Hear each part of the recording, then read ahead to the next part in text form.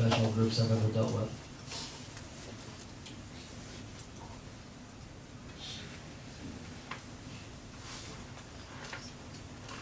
Was it your impression that the Clinton Fire Department was interpreting the rules and doing the best that they could? When you're going to a Page Wolfberg and Worth class, and you're going to every class possible to better yourself in documentation, better yourself in billing, that's doing the best you can.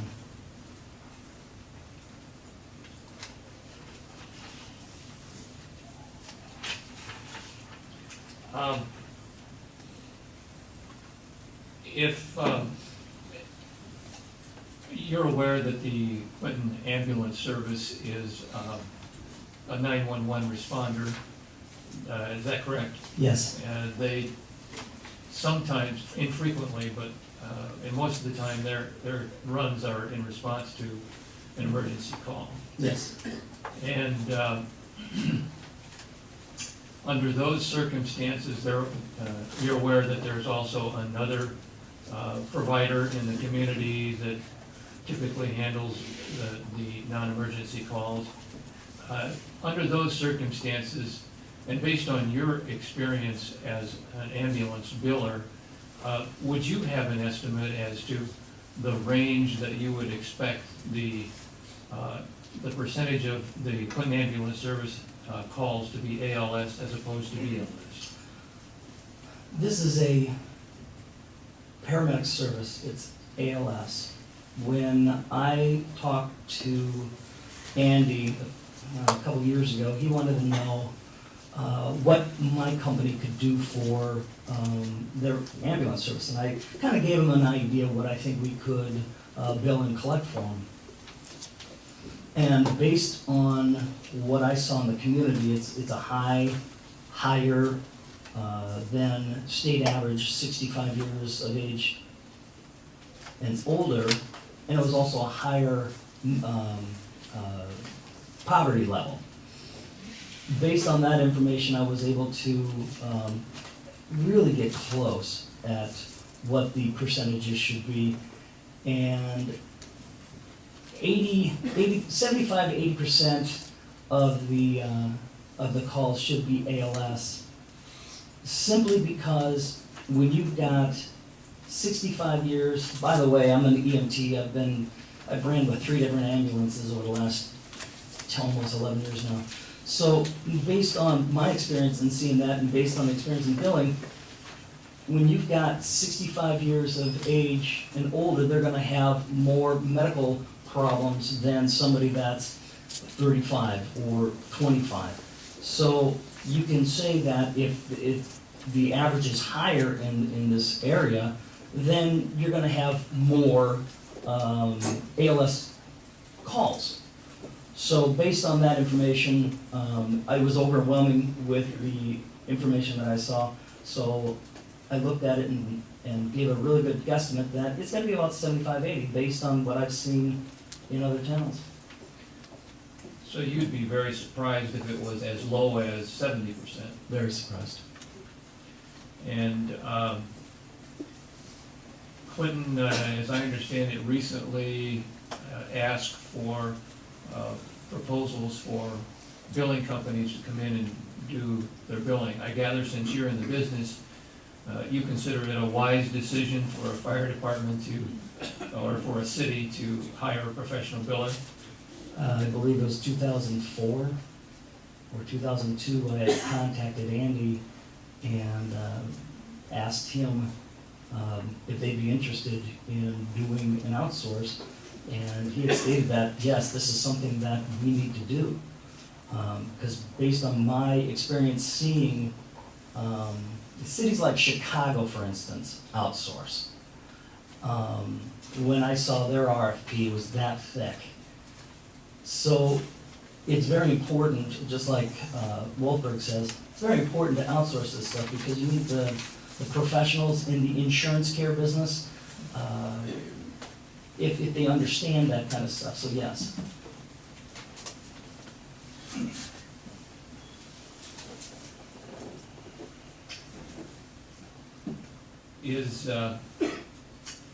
Are you familiar with medical dispatch? Kind of, yes. Are you familiar with the ALS assessment rule, what I refer to in shorthand as the ALS assessment rule? I'm really not familiar with that area, no. Okay.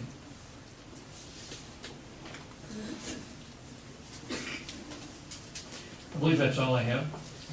Thank you. Mr. Goat?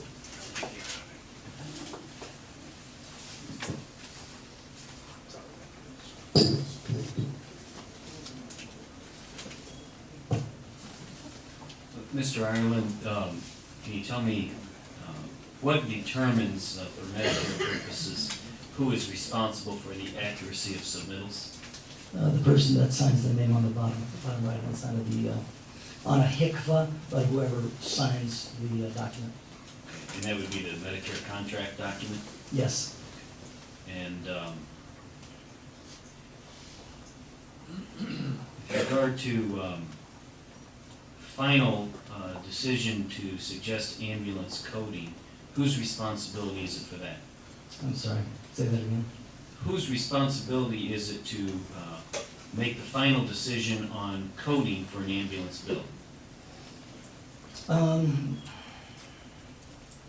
That's whoever's in the protocol. There's a lot of different people who are responsible for that information, so really it should be in the protocol. Okay. And for the final submittal to Medicare, whose responsibility is it to choose if there's issues? Issues like this code doesn't work, it really should be the billers.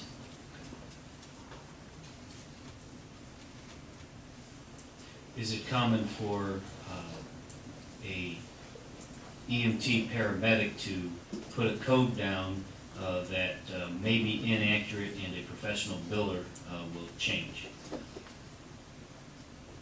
This is about as plain as I can get. I've been lucky enough to have almost 125 ambulance services that I've helped do billing.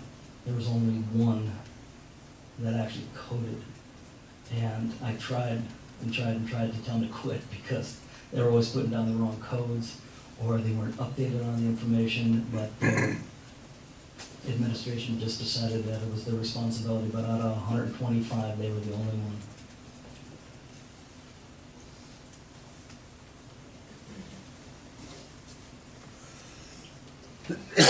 When you provided your most recent documentation class to the Clinton Fire Department, did you review all three of the updated documentation policies from May of 2010?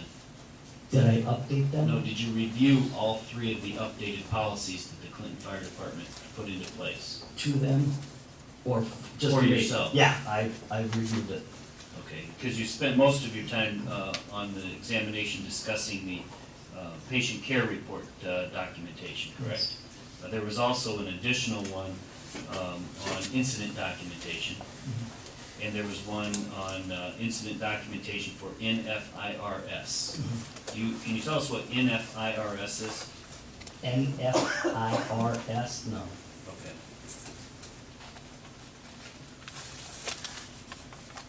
That is one acronym I cannot remember, Okay. and we have a lot. You testified about expecting a 75 to 80% ALS. Was that for the entire area, or was that just for the Clinton Fire Department's emergency ambulance That was service? just for Clinton. And when you say just for Clinton, is that both for the fire department and the additional secondary backup system medic, or is that just for the? Just for the fire department.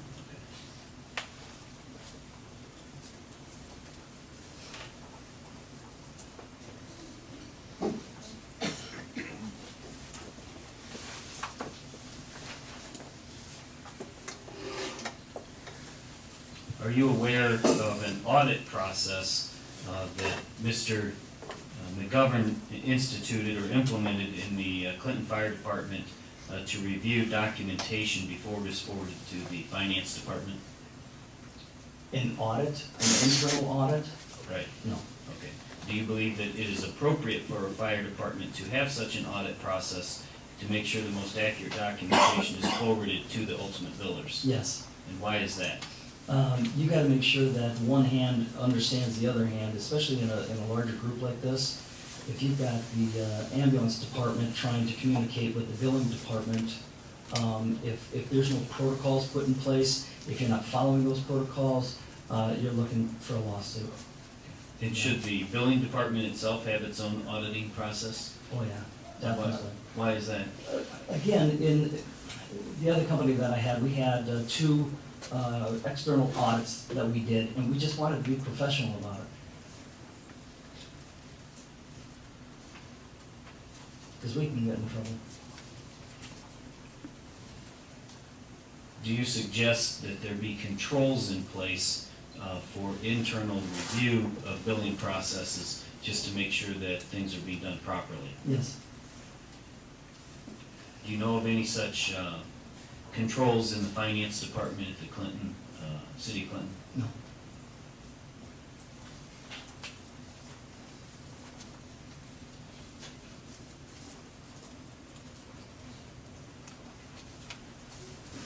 That's all I have. Mr. Soup. Were you aware that the Clinton Fire Department bills 95% or above ALS? I'm sorry, I didn't hear that. Were you aware that the Clinton Fire Department bills ALS rate at 95% of their runs? Later on, yes, I did hear about that. How long have you been consulting with the Clinton Fire Department? Consulting. Training, consulting, Since the summer. This summer I was. you've never asked been to- involved in training before, Training, Clinton Fire Department? no.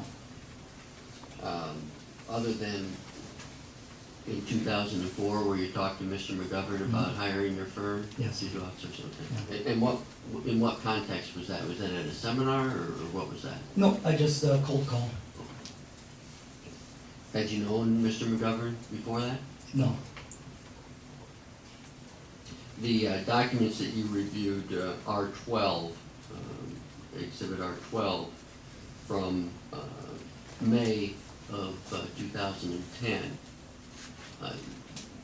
how did they change the protocols that were in place or the policies that were in place prior to this? Do you know? Had you ever looked at those? Anything before? Just when I showed up to the class. These are the only things that you know. Correct. Have you done any review of patient care reports that were done by the fire department, anything like that? No. That would be a HIPAA violation. Would you, is it usual, you said you've worked with what, 125 Yes. cities? Okay. Do they keep two records of patient care reports, or is there usually just a one record? The patient care reports can either be sent to us electronically, obviously they keep their own. You can do that on a piece of paper that can be faxed, scanned, submitted. So yes, they keep their own records. Okay. And why would they have two versions of patient care reports? Because it's still their document. And they're giving us permission to do the billing, and we need that information to do the billing. Right, but I'm saying two different versions of the same run. No, it'd be the same run.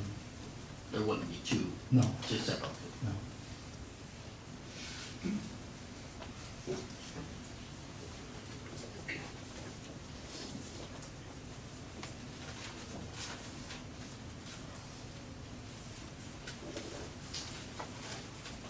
In these other cities that you've worked with,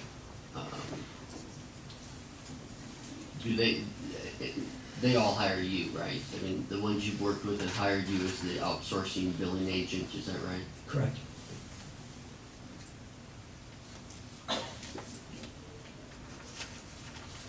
And in those cases, who, how do you get that? Where does the information come from? The patient care reports, and the other documentation for ambulance runs? Does that come from the fire department or the finance department? Both. And do you have, and in those cases, does the finance department then review these before they send them to you? Or does the fire department review these before they send them to you, or do they just send them cold?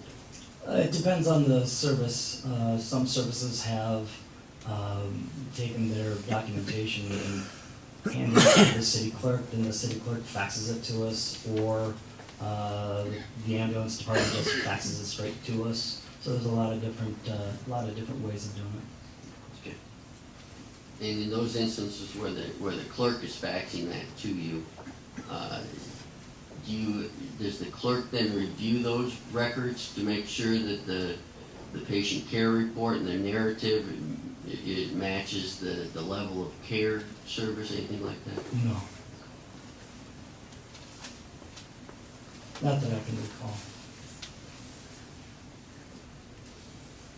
In those instances,